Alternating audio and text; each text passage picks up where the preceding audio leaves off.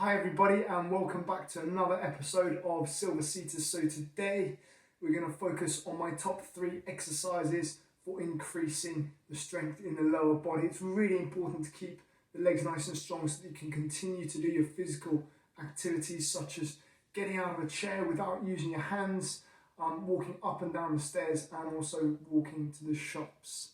All you need is one of these fancy resistance bands. You can get these from most sports shops. They're super lightweight. You can take them anywhere and you can do about 100 different exercises with them. Okay, so the first exercise we're going to do is called the leg press. We're working on these muscles on the top and the bottom of the thigh. The leg press is really good for getting out of a seat without using your hands. Okay, so what we're going to do is take our band, make sure it's nice and thick.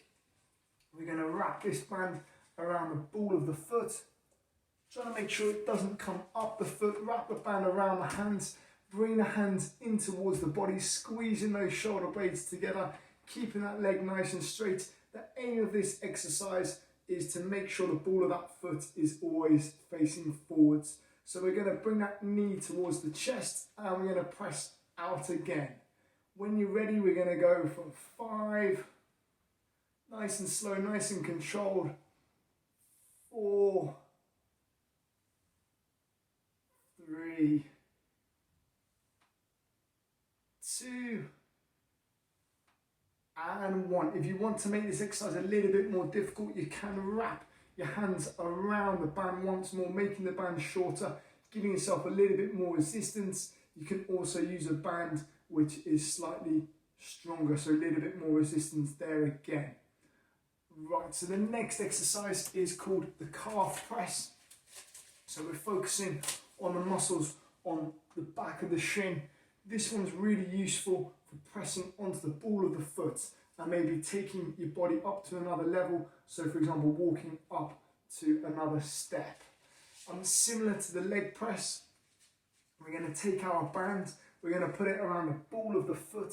Again, making sure that band doesn't come up the foot and off the shoe. We're going to straighten that leg, bringing those hands back towards the body, keeping the tension in the band, and instead of moving at the knee joint, we're going to keep that knee joint nice and still, and we're just going to move at that ankle joint, so pushing those toes forwards. And let's go for 5, really isolating that muscle underneath the shin. 4, starting to shake, jelly legs. 3, 2, and 1. Obviously with these 2 exercises, making sure that you do the same amount on the other leg as well, just to balance things out. Same with the calf press. If you want to make it more difficult, you're just going to make that band a little bit shorter, wrap it around your hands once more, or you can get a band with a little bit more resistance. Okay, so the next exercise, the last exercise we're going to do is called hip abduction. With this exercise, we're focusing on the muscles on the side of the legs. So this one's really useful. If you fall off balance, you can quickly move that foot into position. If these muscles are weak, then when you fall off balance, it's going to take longer for this foot to move into position, to regain balance, and therefore it's much easier for you to fall over and potentially hurt yourself. So this is a really important exercise to do. Come a little bit further forwards on your chair if you'd like to. You're going to bring your feet together, bring your knees together, make that band nice and thick. You're going to put it underneath your legs, preferably making sure you haven't got short shorts on and hairy legs like me.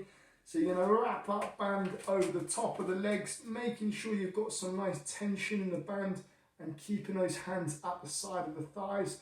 We're then going to take one small step out either side with each foot, and that's going to be our starting position.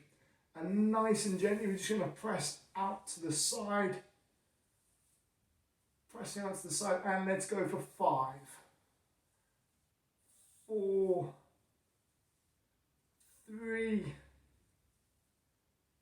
2, and last one, and 1. If you want to make this exercise a little bit more difficult, you can bring that band a little bit further forwards on your legs, creating a little bit more tension as it's a slightly larger distance as you move your knees away from each other.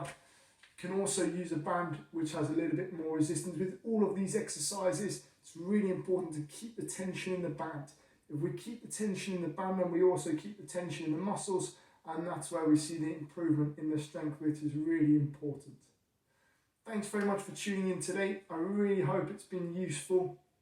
Try and build these exercises into your routine, and they really will benefit. See you next time.